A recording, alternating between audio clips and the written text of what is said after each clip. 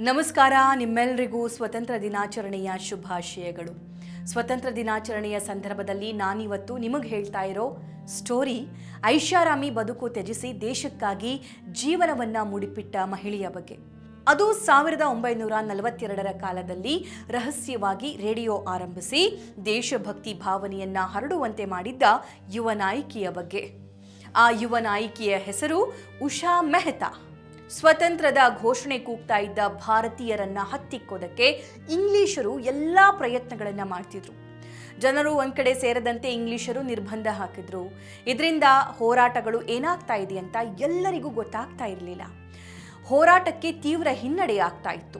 ಅಂದು ಸುದ್ದಿ ಬಿತ್ತರಿಸೋದಕ್ಕೆ ಇದ್ದಿದ್ದು ಎರಡೇ ಮಾರ್ಗ, ಒಂದು ಪತ್ರಿಕೆ, ಮತ್ತೊಂದು ರೇಡಿಯೋ. ರಹಸ್ಯವಾಗಿ ರೇಡಿಯೋ ಆರಂಭಿಸಿದ್ರು ಆಗ ಉಷಾ ಮೆಹ್ತಾ. ಹಾಗಾದ್ರೆ ಉಷಾ ಮೆಹ್ತಾ ಬಾಲ್ಯ ಹೇಗಿತ್ತು, ಆ ವಾತಾವರಣ ಹೇಗಿತ್ತು, ಬನ್ನಿ ನೋಡೋಣ. ಪತ್ರಿಕೆಗಳು ಪ್ರಿಂಟ್ ಆಗದಂತೆ ಬ್ರಿಟಿಷರು ನೋಡ್ಕೊಳ್ತಾ ಇದ್ರು. ಪ್ರಿಂಟ್ ಆದರೂ ಕೂಡ ವಿತರಣೆ ಆಗದಂತೆ ಮಾಡ್ತಾ ಇದ್ರು. ಭಾರತೀಯರ ಮುಂದೆ ಉಳಿದಿದ್ದು ಇನ್ನೊಂದು ಮಾಧ್ಯಮ ಅಂದರೆ ಅದು ರೇಡಿಯೋ ಮಾತ್ರ.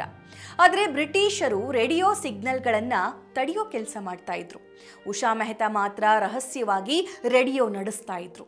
ಉಷಾ ಮೆಹ್ತಾ ರೇಡಿಯೋ ಹೇಗೆ ನಡೆಸ್ತಾ ಇದ್ರು? ಯಾರು ಈ ಉಷಾ ಮೆಹ್ತಾ ಅನ್ನೋ ಪ್ರಶ್ನೆ ನಿಮ್ಮದಾಗಿದ್ರೆ ಉತ್ತರ ಇಲ್ಲಿದೆ. ಉಷಾ ಮೆಹ್ತಾ ಗುಜರಾತ್ನ ಸೂರತ್ ಬಳಿ ಇರೋ ಸಾರಸ್ ಅನ್ನೋ ಪುಟ್ಟ ಗ್ರಾಮದವರು. ಉಷಾ ಮೆಹ್ತಾ ಮೊದಲ ಬಾರಿ ಅಹಮದಾಬಾದ್ನಲ್ಲಿ ಗಾಂಧೀಜಿ ಅವರನ್ನ ಭೇಟಿಯಾಗ್ತಾರೆ. ಆಗ ಉಷಾ ಮೆಹ್ತಾಗೆ ಕೇವಲ 5 ವರ್ಷ ವಯಸ್ಸಷ್ಟೇ. ಈ ಪುಟ್ಟ ಉಷಾ ಅಧಿವೇಶನ ಶಿಬಿರಗಳಲ್ಲಿ ಭಾಗಿಯಾಗ್ತಿದ್ರು. ಹಾಗಾಗಿ ಹೋರಾಟದ ವಾತಾವರಣದಲ್ಲಿಯೇ ಉಷಾ ಬಾಲ್ಯ ಕಳಿತು. ಅದು 1928. ಮೊದಲ ಬಾರಿ ಸೈಮನ್ ಕಮಿಷನ್ ವಿರುದ್ಧದ ಹೋರಾಟದಲ್ಲಿ ಉಷಾ ಭಾಗಿಯಾಗಿದ್ರು. ಗಾಂಧೀಜಿ ಅನುಯಾಯಿ ಆಗಿರೋದ್ರಿಂದ ಉಷಾ ಐಷಾರಾಮಿ ಬದುಕನ್ನ ತ್ಯಜಿಸಿದ ಯುವತಿ. ಸೀಕ್ರೆಟ್ ಕಾಂಗ್ರೆಸ್ ರೇಡಿಯೋ ಆರಂಭಿಸಿ ಉಷಾ ಮೆಹ್ತಾ ಇಡೀ ದೇಶದಲ್ಲಿಯೇ ತಮ್ಮ ಧ್ವನಿಯ ಮೂಲಕ ಸ್ವತಂತ್ರದ ಕಿಚ್ಚು ಹಬ್ಬಿಸಿದ್ರು. ಉಷಾ ತಂದೆ ಬ್ರಿಟಿಷರ ಆಳ್ವಿಕೆಯಲ್ಲಿ ಜಡ್ಜ್ ಆಗಿದ್ರಿಂದ ಮಗಳಿಗೆ ಸ್ವತಂತ್ರ ಹೋರಾಟದಲ್ಲಿ ಭಾಗಿಯಾಗದಂತೆ ನೋಡ್ಕೊಳ್ತಾ ಇದ್ರು. ತಂದೆಯ ನಿವೃತ್ತಿಯ ಬಳಿಕ ಅಂದರೆ 1932ರ ವೇಳೆ ಉಷಾ ಮೆಹ್ತಾ ಕುಟುಂಬ ಮುಂಬೈಗೆ ಶಿಫ್ಟ್ ಆಗುತ್ತೆ. ಇಲ್ಲಿಂದ ಉಷಾ ಅವರ ಬದುಕು ಹೋರಾಟದಲ್ಲಿ ಸಕ್ರಿಯವಾಗುತ್ತೆ.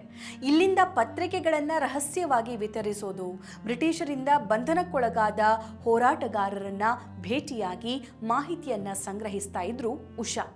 ಗಾಂಧೀಜಿ ಫಾಲೋವರ್ ಆಗಿದ್ದ ಉಷಾ ಎಲ್ಲ ಐಷಾರಾಮಿ ಸೌಲಭ್ಯಗಳಿಂದ ದೂರ ಉಳಿದು ಮದುವೆ ಆಗದಿರಲು ತೀರ್ಮಾನಿಸಿದ್ರು.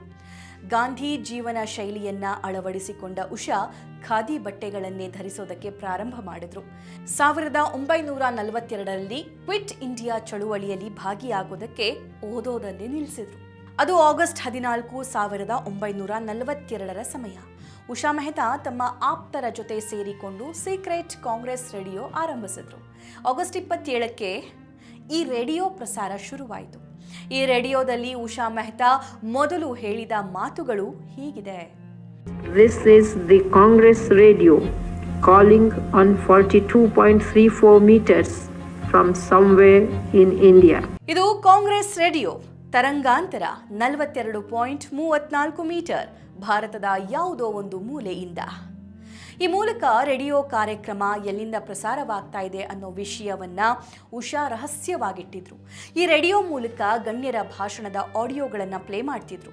ವಿಠಲಭಾಯಿ ಜಾವೇರಿ, ಚಂದ್ರಕಾಂತ್ ಜಾವೇರಿ, ಬಾಬುಭಾಯ್ ಥಕ್ಕರ್ ಸಹಚರರ ಜೊತೆ ಉಷಾ ಮೆಹ್ತಾ ರೇಡಿಯೋ ಆರಂಭಿಸಿದ್ರು. ಚಿಕಾಗೋ ರೇಡಿಯೋದ ಮಾಲೀಕ ನಂಕಾ ಮೋಟ್ವಾನಿ ಅನ್ನೋರು ರೇಡಿಯೋ ಆರಂಭಿಸೋದಕ್ಕೆ ಟೆಕ್ನಿಕಲ್ ಆಗಿ ಬೇಕಾಗಿರೋ ಸಹಾಯವನ್ನ ಮಾಡಿದ್ರು. 6 ವರ್ಷ ಜೈಲುವಾಸ ಅನುಭವಿಸಿದ್ರು ಉಷಾ ಮೆಹ್ತಾ. ಸ್ವತಂತ್ರದ ಬಳಿಕ ಓದು ಮುಂದುವರಿಸಿ PhD ಪಡ್ಕೊಂಡ್ರು ಉಷಾ. ರೇಡಿಯೋ ಪ್ರಸಾರದ ವಿಷಯ ತಿಳಿತಾ ಇದ್ದಂತೆ ಇದನ್ನ ಪತ್ತೆ ಮಾಡಿದ ಬ್ರಿಟಿಷ್ ಸರ್ಕಾರ ಉಷಾ ಮೆಹ್ತಾ ಅವರನ್ನ ನವೆಂಬರ್ 12, 1942ರಂದು ಬಂಧಿಸಿ ಜೈಲಿಗೆ ಹಾಕ್ತಾರೆ. ಸುಮಾರು 6 ವರ್ಷ ಜೈಲುವಾಸ ಅನುಭವಿಸಿದ ಉಷಾ ಮೆಹ್ತಾ 1946ರಲ್ಲಿ ಜೈಲಿಂದ ಹೊರಗಡೆ ಬರ್ತಾರೆ. ಸ್ವತಂತ್ರ ಸಿಕ್ಕ ಬಳಿಕ ಓದು ಮುಂದುವರಿಸಿದ ಉಷಾ ಮೆಹ್ತಾ ಗಾಂಧಿ ಅವರನ್ನ ರಾಜಕೀಯ ಮತ್ತು ಸಾಮಾಜಿಕ ಚಿಂತನೆಯ ವಿಷಯದಲ್ಲಿ PhD ಪಡಿತಾರೆ. ನಂತರ ಬಾಂಬೆ ವಿಶ್ವವಿದ್ಯಾನಿಲಯದಲ್ಲಿ ಉಪನ್ಯಾಸಕಿ, ಪ್ರಾಧ್ಯಾಪಕಿ, ವಿಭಾಗದ ಮುಖ್ಯಸ್ಥೆಯಾಗಿ ಉಷಾ ಮೆಹ್ತಾ ರಿಟೈರ್ಡ್ ಆಗ್ತಾರೆ. 1998ರಲ್ಲಿ ಭಾರತ ಸರ್ಕಾರ ಪದ್ಮವಿಭೂಷಣ ನೀಡಿ ಉಷಾ ಅವರನ್ನ ಗೌರವಿಸಿದೆ. 80ನೇ ವಯಸ್ಸಿನಲ್ಲಿ ಉಷಾ ಮೆಹ್ತಾ ಕೊನೆಯುಸಿರೆಳಿತಾರೆ. ಇಂತಹ ಅದೆಷ್ಟೋ ಸಾಹಸಗಾಥೆಗಳನ್ನು ಸ್ಮರಿಸೋಣ. ನಮ್ಮ ಸ್ವತಂತ್ರ ಹಬ್ಬವನ್ನು ಸ್ವತಂತ್ರವಾಗಿ ಆಚರಿಸೋಣ. ಮತ್ತೊಮ್ಮೆ ನಿಮ್ಮೆಲ್ಲರಿಗೂ ಸ್ವತಂತ್ರ ದಿನಾಚರಣೆಯ ಶುಭಾಶಯಗಳು. ಸಭೆ ವಿತ್ ಸಭಾ ಹಾಗೂ ಟಾಕಿಂಗ್ ಪ್ಯಾರೆಟ್ಸ್ನಲ್ಲಿ ಬರುವಂತಹ ಈ ಸ್ವತಂತ್ರ ಹೋರಾಟದ ಕಥೆಗಳು ನಿಮಗೆ ಇಷ್ಟವಾಗಿದ್ದಲ್ಲಿ ಇದನ್ನು ಶೇರ್ ಮಾಡಿ, ಕಾಮೆಂಟ್ ಮಾಡಿ, ಲೈಕ್ ಮಾಡಿ, ಹಾಗೆ ನನ್ನ ಚಾನಲ್ನ ಸಬ್ಸ್ಕ್ರೈಬ್ ಮಾಡ್ಕೊಳ್ಳಿ.